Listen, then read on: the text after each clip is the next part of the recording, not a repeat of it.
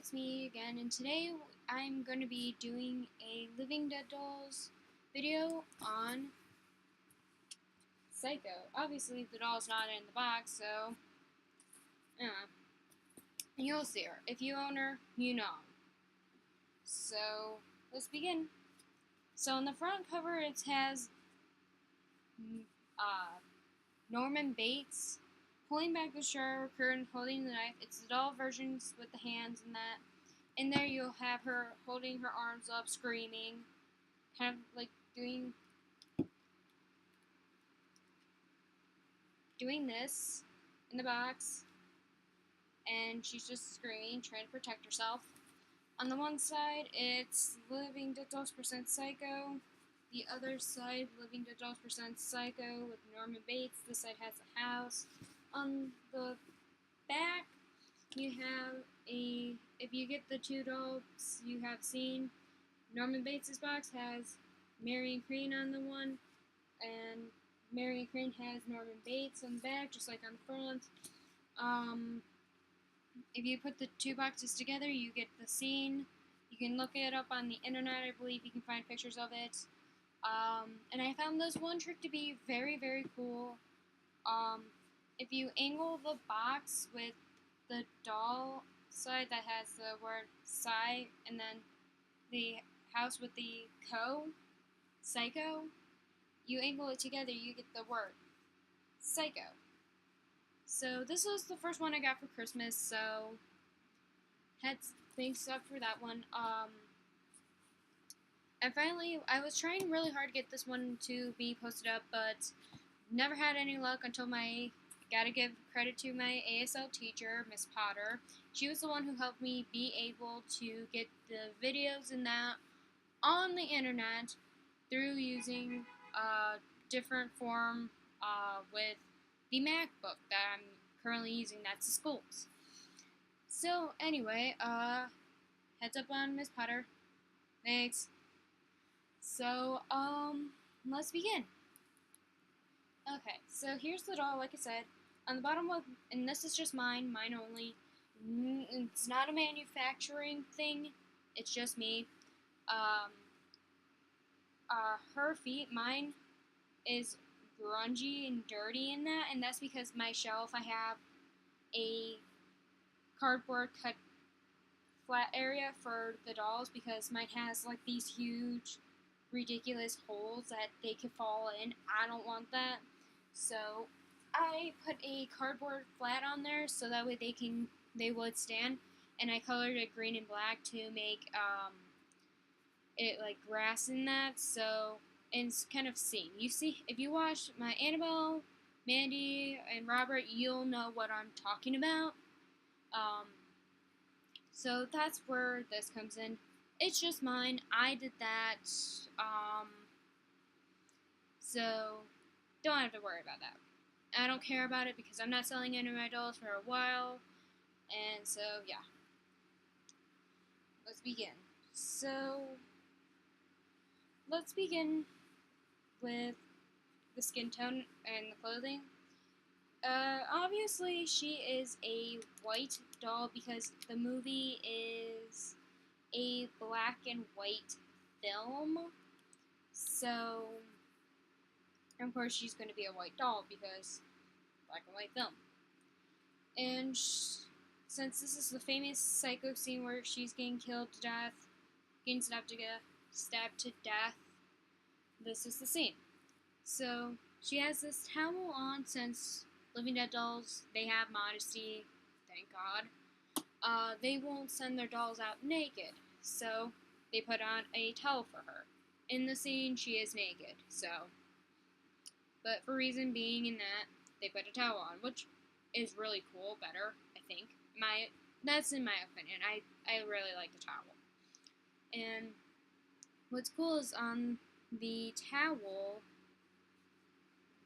look it this way, on the towel it has the word Bates Motel, so it really feels like it came from a motel or a hotel or an inn where you'll have these towels. It really feels nice and like a actual towel. So anyway, One thing is, if you're an open doll collector like me or another YouTuber, Joshua Davis, aka Doggy Pants, huge fan of him, love him. His is going to be Living Dead Dolls as the main part. So, I suggest checking him out. He has a lot more videos than I. Really cool. He did the Psycho set as well.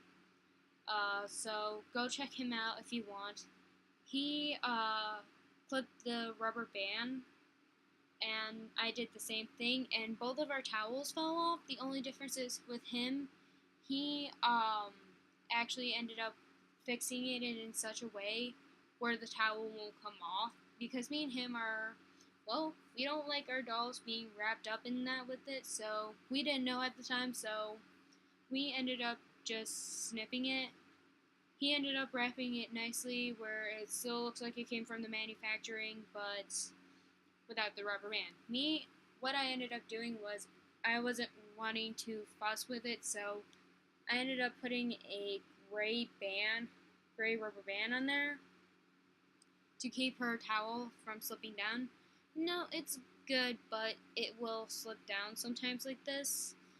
And that's just me pulling it down, but normally it will slide down like that. So if you do, you might want to fix it if you do. If you are a sealed doll collector, then this isn't going to be an issue for you. And like I said, or if you do snip the rubber band, not the towel, the rubber band, keep her arms down like this. It's not going to be too much of a problem. You can fix it. But since I have her displayed on my shelf doing this, screaming like this as if she was in the actual scene, yeah, that would be a little bit of a problem because her arms would keep the towel down if I have her like this. But, I want to keep it as the original as the scene, so I have her arms up. But for the video, I have her arms down. So like I said, if you are an open doll collector like I am, or Joshua, keep the rubber band on. I suggest that. I highly do. So, just a heads up. So now we're going to move on to her face paint. She is a open mouth doll. I know Lilith from Series 3 is the first doll with the mold, but she's the first one with also the open mouth with fangs. I want to say Toxic Molly from Series 9 was the first open screaming mouth doll without the fangs. I cannot be sure on that one. If you can figure that one out, let me know in the comments down below. Let me know. That would be much graded. But obviously she's not the first screaming mouth doll. Obviously, because there's other screaming mouth dolls throughout the series in that. So her tongue is gray with a little black line going through. She got white teeth and a gray lip. Her eyes are half sealed. And she has a simple eyebrow. And this video is going to be short, I honestly can tell by now. And that's pretty much it. If you look, I think it's just mine, but you can see that there's some shadowy smoke going up. I don't know if that's like where Norman is stabbing her in the face in that or whatever. I'm not sure, but that's on mine. I don't know if it's just mine. You can see also over here on the same, there's a little bit coming down. It looks kind of like smoke. Like I said, I'm not sure what it's supposed to be. And there's a little bit less on the side, but still. Like I said, I think it might be where he's stabbing her. I thought he was stabbing her in the chest. Like I said, I haven't seen the movie, but like I said, if you have, you obviously know. Fixing my hair.